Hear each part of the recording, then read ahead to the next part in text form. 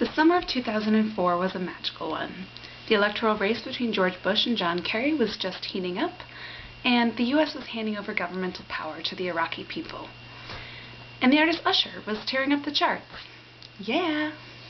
This is the summer that Caitlin Jackson and Brian Lane went on their first life-changing date. Their romance began long before that fateful date in the park, though. Brian first noticed the beautiful Caitlin, while on a double date he was viciously tricked into by a friend of hers years before. Wasn't me, I swear. On that day he was shown a video of Caitlin and her friends dancing and laughing. That might have been me. A Jackson standard. Brian's eyes were only ever on Caitlin. As is often the case with dance and with Caitlin, he was in awe of this girl he had never met. For Caitlin, her affection was a more gradual development. Of the same faith and conviction, our prince and princess of this story attended the same youth camps. As a result of Brian's rather boisterous and so charming personality, he was often on stage performing or creating laughter for friends during these events. Caitlin watched him from afar, desiring to know him better. Over their years, the paths continually crossed, through friends, through youth events, through time. Their lives would often intersect. They exchanged laughs and looks, but never knew each other. This all changed that fateful summer. In July 2004, Caitlin and Brian were finally on the same team at camp.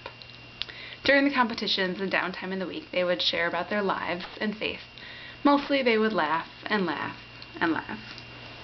During a particular sullied game outside, Brian, with his infectious charm, flirted with Caitlin by throwing grass on her legs and making fun of her eyebrows. Nice, Brian. Really nice. She knew he liked her. Midweek of camp was highlighted by a talent show. Despite both of their insistence that it was a poor idea, the team decided to do a cross-dressing fashion show. Yeah, guys, that's really appropriate for Bible camp, right? The plan was that guys would dress as women and the girls would escort them. When the camp director shut it down, the girls all abandoned their male partners, except for Caitlin, who had Brian, and he knew that she liked him too. Upon the encouragement of his friends, Brian mustered up all of his courage and asked Caitlin out on a date in a way most romantic and intimate, through email. That night they talked on the phone for more than 6 hours. They talked of everything from their family, to their spiritual lives, to the loss of Caitlin's mother, her inspiration and model. As they planned their first official date, the scheduled day kept changing. A week from today, this Thursday, in 2 days. The next afternoon they began one of their greatest adventures in life together. Pick up from the Fiore's house, lunch at the Sticky Wicket, and a walk through Veterans Park. It was the best day of Brian's life, and the best and only first date of Caitlin's. They each prepared 10 questions for each other. They ranged from, what do you look forward to most in life? Brian's question. To Backstreet Boys or NSYNC? Caitlin's question, naturally. And, obviously, NSYNC. Since that fateful day, they have experienced the joy and struggle of couples twice their age. Caitlin was there when Brian no longer knew what direction God was taking him in. And Brian was there through times of great trial.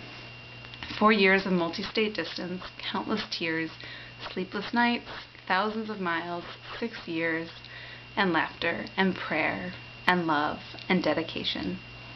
Caitlin knew it that first date when he asked her to hold his hand, and Brian knew it when she said yes. This is the person they wanted to spend the rest of their lives with. I'm so happy for you two. I remember the first time I met Brian, it was at Rutgers, where we both went, and the first thought I had was, oh my gosh, this is like the male version of Caitlin. What could possibly be cooler than that? So I think Brian is awesome, obviously, and Caitlin, everyone knows, is just amazing, and I think you two are awesome together, and I'm so happy for you.